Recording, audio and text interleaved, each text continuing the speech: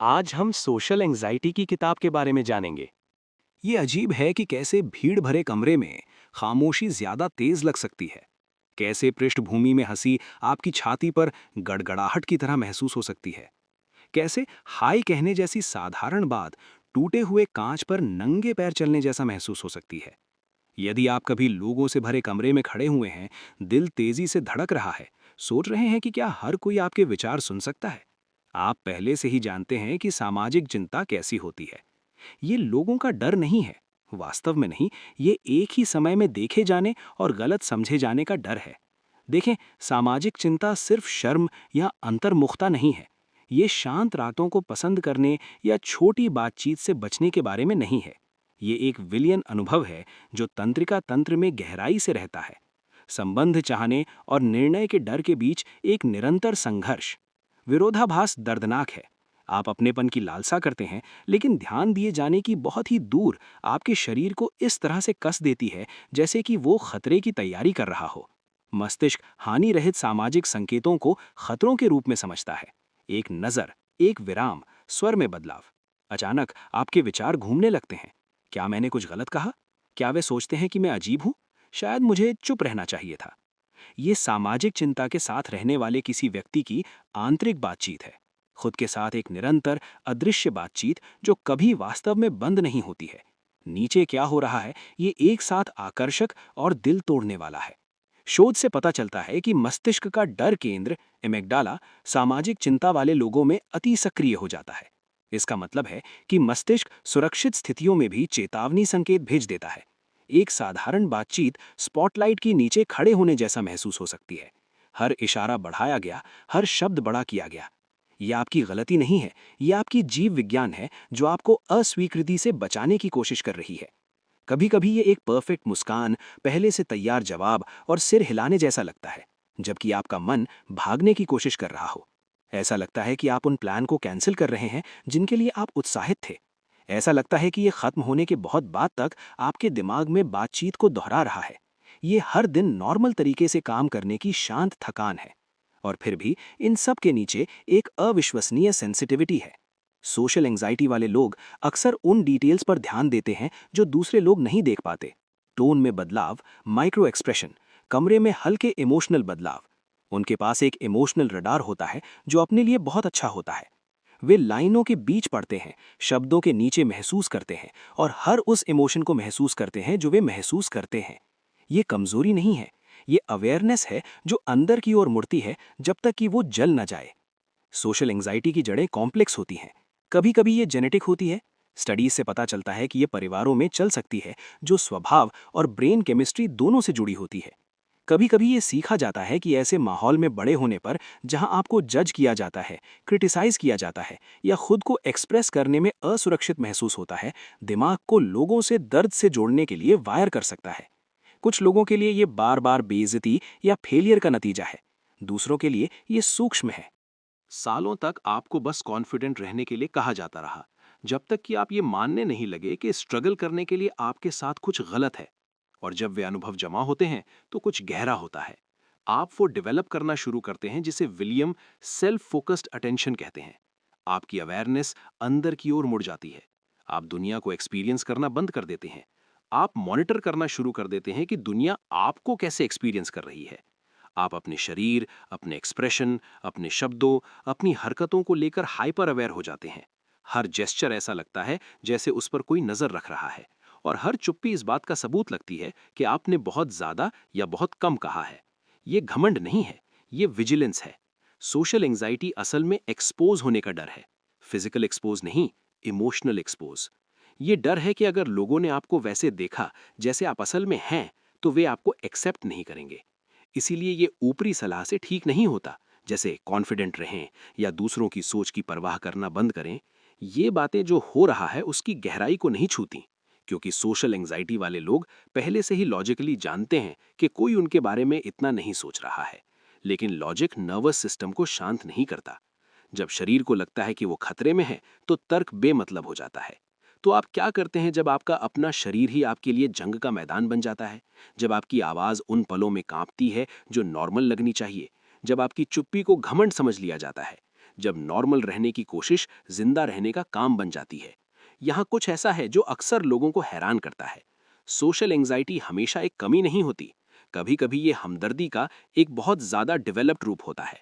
आपके दिमाग ने दूसरों की भावनाओं की बहुत ज्यादा परवाह करना, उनके बोलने से पहले ही उनके रिएक्शन का अंदाजा लगाना सीख लिया है। आपको तकलीफ देने से बचाने के लिए तैयार किया गया है, इसीलिए आप इसके बजाय उसे ही झेलते रहते हैं। और इस प्रोसेस में आप अपनी सहजता खो देते हैं। लेकिन इसमें खूबसूरती भी है, क्योंकि वही सेंसिटिविटी जो आपको भीड़ में बेचैन करती है, आपको जुड़ाव में असाधारण बना सकती है। आप उन भावनाओं पर ध्यान देते हैं जिन्हें दूसरे नज़रअंदाज करते हैं। आप लोगों के मांगने से पहले ही समझ जाते हैं कि उन्हें क्या चाहिए। आप दुनिया को ज़्यादा साफ तौर पर, ज़्यादा अपनेपन से महसूस करते हैं। और जबकि वो गहराई दुख दे सकती है, वही आपकी हमदर्दी को असली बनाती है। फिर भी ऐसे दिमाग में जीना मुश्किल है, सच में मुश्किल, जो आपको कभी आराम नहीं करने देता। हर बातचीत होने से पहले उसके लिए हसल करना और खत्म होने के बाद हर पल को दोहराना। ऐसा महसूस करना कि आप अपनी ही सेल्फ कॉन्शियसनेस की गूंज में जी रहे हैं। और अजीब बात यह है कि आप इसे जितना ज़्यादा कंट्रोल करने की कोशिश करते हैं, ये उतना ही तेज होता जाता है। जिस पल आप एंग्जाइटी को दबाने की कोशिश करते हैं, आपका दिमाग उस दबाने को और ज़्यादा खतरे के तौर पर समझता है। तो आप डर से ही डरते हुए एक लूप में फंस जाते हैं।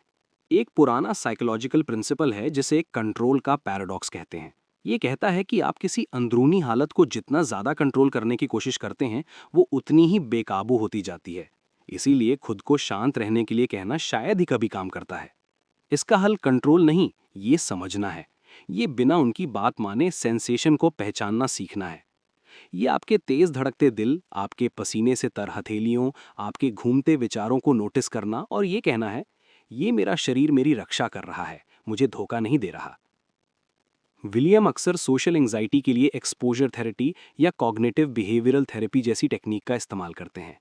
ये तरीके डर को खत्म नहीं करते, वे दिमाग को इसे फिर से समझने के लिए रीट्रेन करते हैं। धीरे धीरे एक्सपोजर के जरिए आप खुद को सिखाते हैं कि सोशल सिचुएशन सुरक्षित हैं, कि आपकी कीमत परफॉर्मेंस पर निर्भर नहीं है, चुप्पी का मतलब रिजेक्शन नहीं है और ठोकर खाने का मतलब फेलियर नहीं है। ये निडर बनने के बारे में नहीं है, ये सीखने के बारे में है कि डर आपकी पहचान नहीं बताता है। सोशल एंजाइटी के बारे में जो बात पावरफुल है, वो ये है कि ये सबसे बड़ी इंसानी इच्छाओं में से एक को दिखाती है, किसी से जुड़ने की इच्छा। हर नर्वस दिल की धड़कन, हर अजीब सी चुप्पी, हर ज्यादा सोचा हुआ वाक्य, ये सब एक ही सच्चाई की ओर ले जाते हैं। आप कनेक्ट करना चाहते हैं। और मजे की बात यह है कि कनेक्शन ही वो चीज है जिसे सोशल एंजाइटी सबसे मुश्किल बना देती है।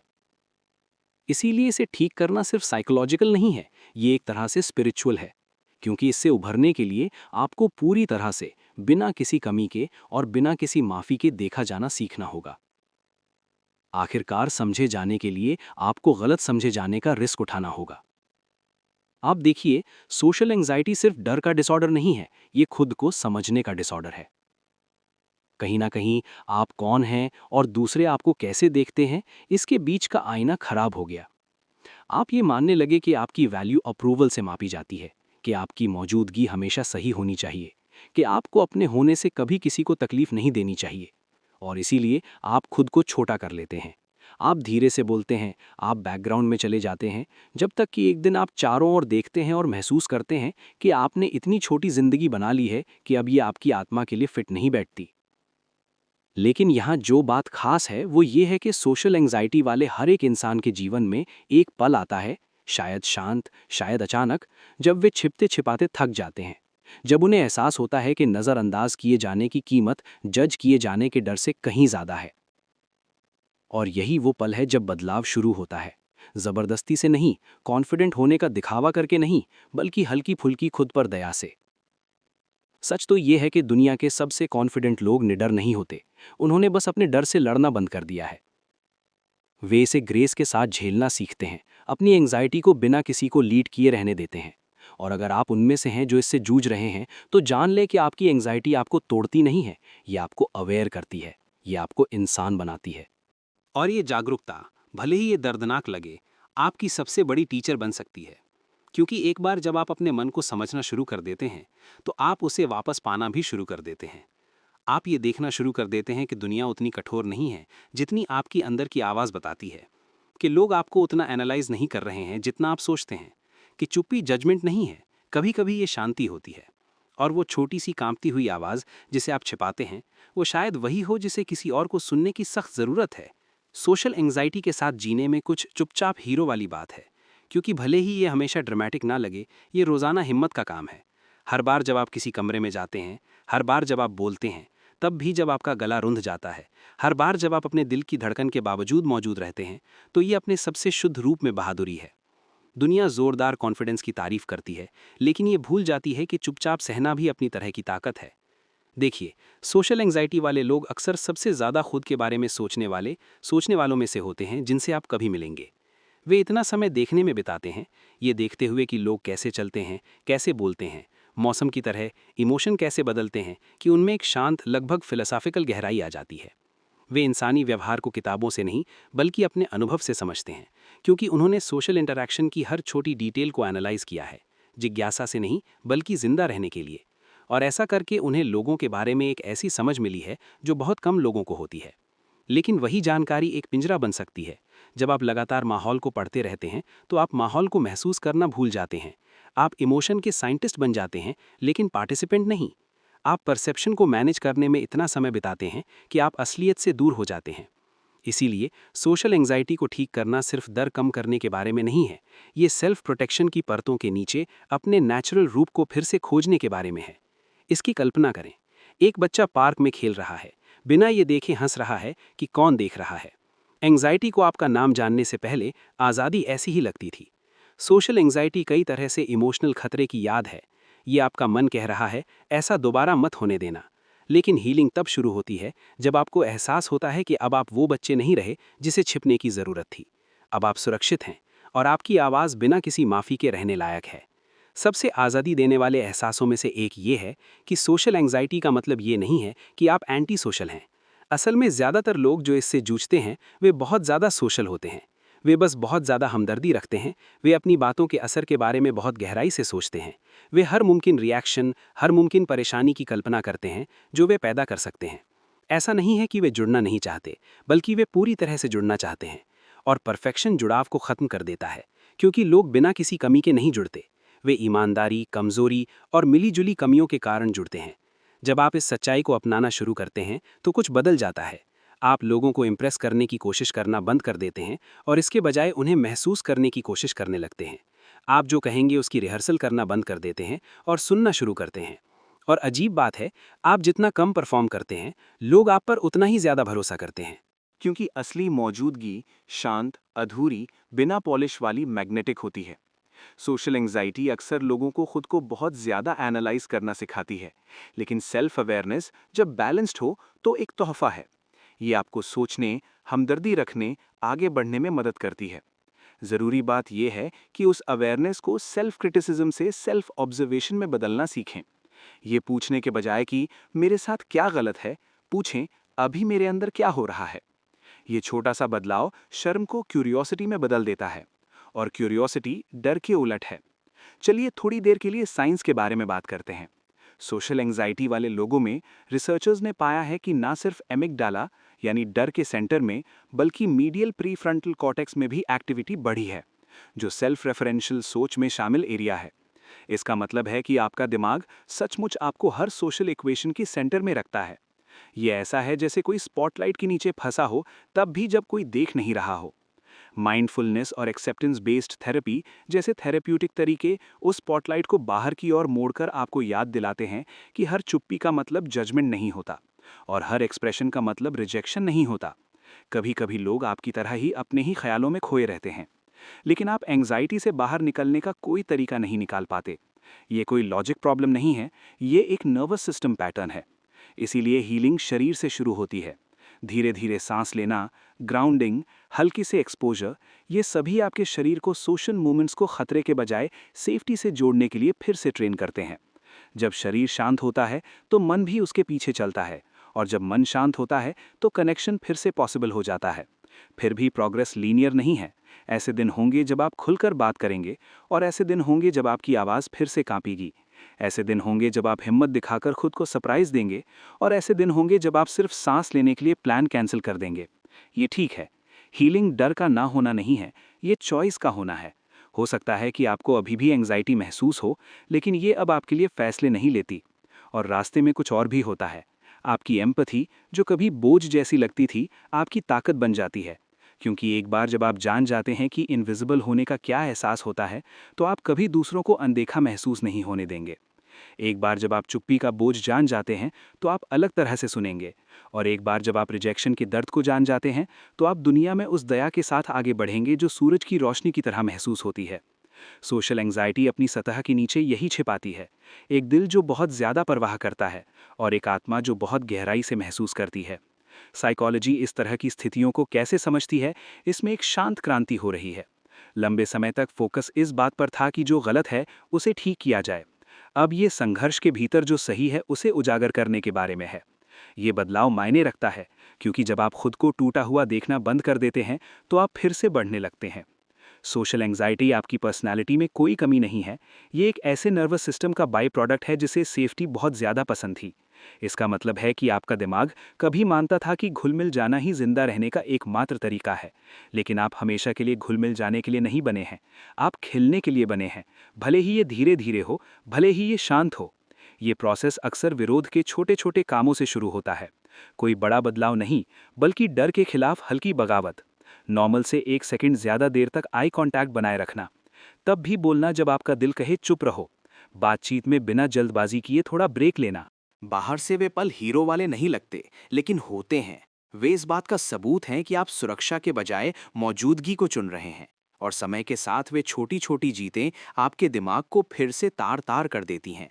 आप फिर से खुद पर भरोसा करने लगते हैं। और जब वो भरोसा बनता है तो एंग्जाइटी अपनी ताकत खोने लगती है।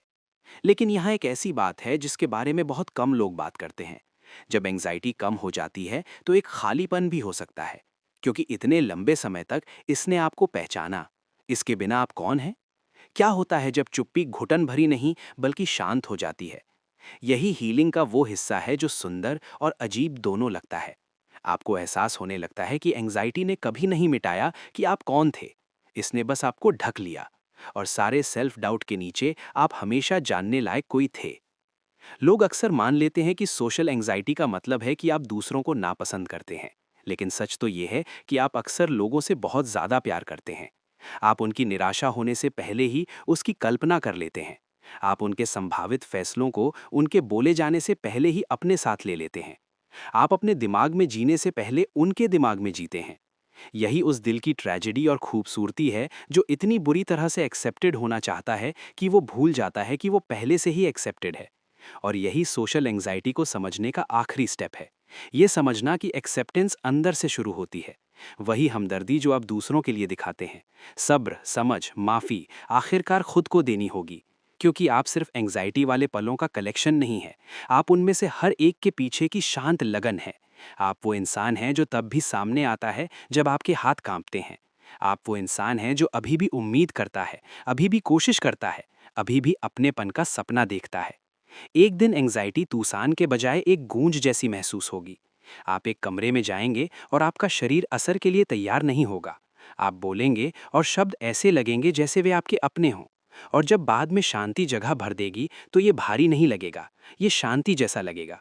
आपको हर हाव भाव को एनालाइज करने की ज़रूरत नहीं होगी, क्योंकि आपने सबसे ज़रूरी सच जान लिया होगा कि आपको कभी भी इतनी सख्ती से जज नहीं किया गया जितना आपने खुद को जज किया।